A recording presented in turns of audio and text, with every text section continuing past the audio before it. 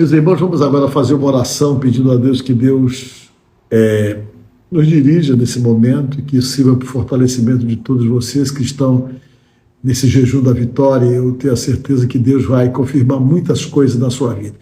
Vamos fazer uma oração? Senhor Deus, no nome de Jesus, nós nos colocamos na Tua presença, juntamente com essas pessoas que nos assistem agora, Deus.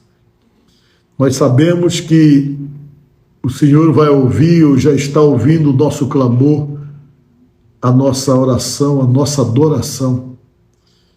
E eu tenho certeza que no final, meu Deus, desses 21 dias, o Senhor há de confirmar grandes bênçãos sobre a nossa vida, fortalecimento para a nossa alma, para o nosso coração.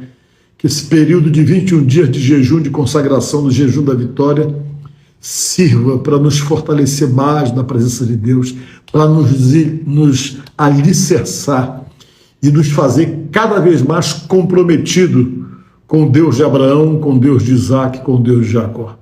Derrama sobre nós a Tua bênção, derrama sobre nós da Tua graça, envolve-nos do Teu poder, ó Deus, no nome de Jesus. Amém. Amém. O que eu quero conversar com você hoje está escrito no livro de Esdras, que depois você lê em casa, tá? É o livro de Esdras, no capítulo 8, do versículo 31, tá? Capítulo 8, do versículo 31, é que conta exatamente essa história que eu vou conversar com vocês nesta noite, que fala de jejum, né? Vocês sabem que o povo de Deus durante muito tempo ficou escravizado na Babilônia. A palavra deixa claro, e a história conta, que foram 70 anos que eles ficaram escravizados lá na Babilônia, tudo por conta de uma desobediência. E quando eles ficaram lá, outras gerações surgiram, e a geração que chegou depois sabia do acontecimento, sabia da glória de Israel, mas não tinham experimentado isso porque estavam numa situação realmente de escravidão. E nesse período que eles estavam lá na Babilônia, a maioria deles achavam que Deus não ia fazer mais nada. A geração que veio depois imaginava que eles iam morrer no exílio, que Deus havia se esquecido dele e que Deus estava tão chateado com tudo que os antepassados fizeram que Deus não tinha mais pensamento bons com eles, algum projeto com eles. Foi quando Deus falou através do profeta Isaías que ele tinha projeto sim, né? Que ele tinha pensamentos bons, ele falou assim, falou através do profeta, e que esses pensamentos bons que ele tinha ia acabar dando ao povo lá aquilo que eles estavam desejando, que era sair exatamente da situação de escravidão na Babilônia e se tornarem livres como eram antes de serem levados como escravos. Deus então depois preparou todo um meio de libertação para o povo, e Deus usou um homem guerreiro que era persa. A Pérsia hoje é o Irã, né? Deus usou esse homem chamado Ciro, e esse Ciro foi lá e libertou o povo, e na primeira leva que ele mandou para casa, ele mandou 50 mil pessoas que quiseram voltar para casa, e essas 50 mil pessoas foram juntamente com Zorobabel, as pessoas que foram libertas. Voltaram para casa, e o Ciro praticamente cumpriu tudo aquilo que ele havia acertado com Deus, caso fosse dado a ele o domínio da Babilônia. A Babilônia que hoje é o Iraque, viu? Antigamente se chamava Babilônia, assim como o Irã se chamava Pérsia. E esse era um persa, né? Fazendo bem para o povo de Deus, só coisa de Deus mesmo. E o povo voltou. Só que as pessoas começaram a cuidar das suas vidas, construíram suas vidas lá e reconstruíram o templo.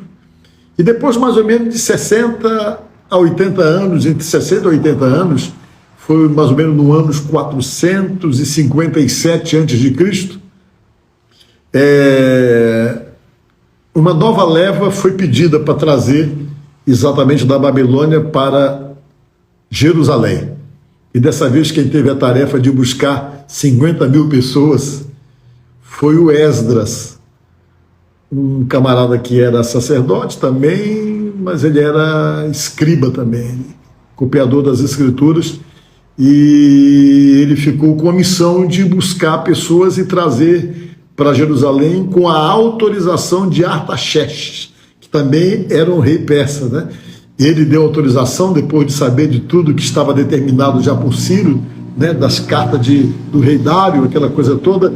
Ele deu autorização. Ele era um camarada amigo do povo de Deus, tão amigo que ele até liberou Neemias, e ele era tão amigo que ele deu dinheiro, deu ajuda para construir o templo. Era um camarada, gente boa, né? E ele foi e autorizou o Esdras a pegar o pessoal lá na Babilônia para levar de volta para Jerusalém. Só que o Esdras foi lá, pegou o pessoal, e ele sabia que a jornada era uma jornada difícil, porque da Babilônia para Jerusalém é aproximadamente 500 quilômetros. E ele sabia que nesses 500 quilômetros, que ia levar um tempo para poder chegar, porque eles iam cobrir esse tempo aí a pé, dormindo e parando. Era uma volta muito perigosa.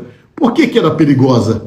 Era perigosa porque havia assaltantes, havia assalto, e além dos assaltos, havia também os inimigos do povo de Israel no caminho que poderiam atacá-los, feri-los e matá-los. E ele sabia que isso era alguma coisa muito melindrosa, muito perigosa. E diz aqui da palavra do texto que eu mandei vocês lerem do livro de Esdras, que é um livro que não é comum a gente ler, né? Diz aqui na palavra que ele ficou com vergonha de pedir para o Artaxerxes que ele liberasse um exército para poder acompanhá-lo de volta para casa. Ele ficou assim com receio de pedir, né, bem envergonhado de dizer para o rei Artaxerxes: libera aí um grupo de soldados para nos acompanhar nesses 500 quilômetros até Jerusalém. Como ele ficou com vergonha, o que ele fez? A Bíblia diz que ele foi orar e jejuar pedindo a proteção de Deus, para que Deus pudesse acompanhá-los nessa volta, para que eles fossem realmente voltassem seguros. E ele convocou o povo, fizeram oração, fizeram jejum e pediram a Deus, no jejum e na oração, que eles pudessem voltar para casa tranquilos, e que os inimigos que estavam no meio do caminho que não lhes oferecessem nenhum tipo de risco, né? E que eles não sofressem nenhum tipo de ataque, fosse de bandidos que costumavam assaltar na estrada, ou até mesmo dos adversários de Israel, mas que tudo corresse bem. E ele pegou, orou a Deus. Olha, essa viagem de volta demorou 5 meses. 5 meses. E eles voltaram e chegaram realmente seguros em Jerusalém, depois então de fazerem esse propósito com Deus. Por que eu decidi ler isso aqui para vocês? Para mostrar para vocês os efeitos do jejum. O jejum também serve como arma para você se consagrar, se preparar e pedir direção para Deus, juntamente com a oração, para os teus projetos. Está vendo? Para as coisas que você vai fazer, para os desafios que se apresentam na sua vida, também a gente percebe que o jejum cabe exatamente dentro desse contexto todo, às vezes de necessidade. Às vezes você tem um projeto a cumprir, às vezes você tem uma viagem a fazer e precisa ser bem sucedido, às vezes tem alguma coisa que você precisa realmente organizar e definir na sua própria vida. Aí fica claro nessa passagem da palavra de Deus que se o Esdras reuniu o povo exatamente para fazer aquela viagem de volta da Babilônia para Jerusalém, levando 50 mil pessoas com ele, uma viagem perigosa, uma viagem arriscada, e ele convocou as pessoas para fazerem jejum e orarem para poder voltar em segurança e ter a proteção de Deus. Isso significa que você pode fazer a mesma coisa também, que você pode fazer o jejum para pedir proteção, para pedir livramento, para pedir que Deus te acompanhe nos teus projetos, para pedir que Deus te faça ser bem-sucedido dentro de um projeto pessoal, dentro de uma necessidade que porventura você esteja tendo. Essas são as armas do jejum que a gente tem estudado esses dias, e a gente aprende então exatamente aqui com Esdras essa parte importante que eu vou ler aqui com vocês. Olha só o que ele diz: no dia 12 do primeiro mês, quer dizer então que ele saiu no dia 12 de abril de lá na Babilônia. Dia 12 de abril, veja bem uma coisa, porque no calendário judaico, abril é o primeiro mês, é o Nissan, né? Ele saiu no dia 12 de abril, colocando 5 meses, ele chegou em agosto. Talvez no dia 12 de agosto em Jerusalém foi quando ele chegou, porque a gente tem conhecimento que a viagem demorou 5 meses. Ele está dizendo aqui, no dia 12 do primeiro mês, nós saímos do rio Avava a fim de ir para Jerusalém. O nosso Deus esteve conosco durante a viagem e nos protegeu dos ataques dos inimigos e dos bandidos. Quando chegamos a Jerusalém, descansamos 3 dias. Então, no 4º dia, fomos ao templo e pesamos a prata e o ouro e os objetos e os entregamos aos sacerdotes, que é exatamente para a questão relacionada com o templo, né? E o povo ora e jejua para poder voltar para casa. Isso está no capítulo 8, do versículo 21 do livro de Esdras. Diz o seguinte: então, ali perto do rio Avava, dei ordem para que houvesse um dia de jejum. Todos nós deveríamos nos ajoelhar diante do nosso Deus e lhe pedir que nos dirigisse na vossa viagem e nos protegesse os nossos filhos e tudo que era nosso. Eles jejuaram para pedir isso para Deus. Eu tinha dito ao rei que o nosso Deus protege todos que confiam nele, porém que a sua força e a sua ira vêm contra aqueles que o abandonam. Por isso fiquei com vergonha de pedir ao rei uma tropa de soldados da cavalaria para nos defender dos nossos inimigos durante a viagem. Assim nós jejuamos e oramos, pedindo a Deus que nos protegesse, e ele atendeu às nossas orações. Você está vendo? Isso está aqui no livro de Esdras, no capítulo 8, do versículo 21. Então o jejum serve para isso também, meu amigo. Você que nos assiste agora, você que está no propósito do jejum, se é o propósito para Deus dirigir, para que você seja bem sucedido em alguma empreitada, alguma coisa que você tem que fazer, algo que você precisa realizar, algo que você precisa concluir, nós entendemos por essa passagem que o jejum também cabe dentro desses desafios, dentro desses objetivos. Então, que Deus te abençoe e que você continue firme no propósito de jejum, sabendo de uma coisa, que o devocional é do Evangelho de São João, né?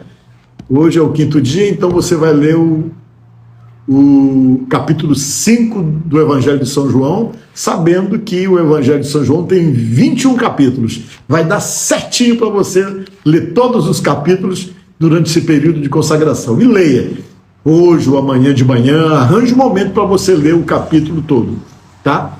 Que é o capítulo 5. Leia, acorde meia hora mais cedo do que você costuma acordar para poder fazer essa leitura, fazer a sua oração e colocar o seu jejum na presença de Deus. Vamos orar? Vamos pedir a Deus que nos abençoe. Pense em Deus aí agora, apresenta a Deus o teu pedido, aquilo que você está buscando das mãos dele. Vamos orar pedindo que ele venha nos abençoar. Altíssimo e soberano Deus que está nos céus, em nome de Jesus, eu oro agora em favor dessa pessoa que me assiste neste momento, que está conosco nesta consagração. Peço que o Senhor Deus venha abençoá-lo, venha guardá-lo, venha livrá-lo do mal. O Senhor Jesus Cristo pediu que quando nós orássemos, nós pedíssemos também que a Deus para nos livrar do mal.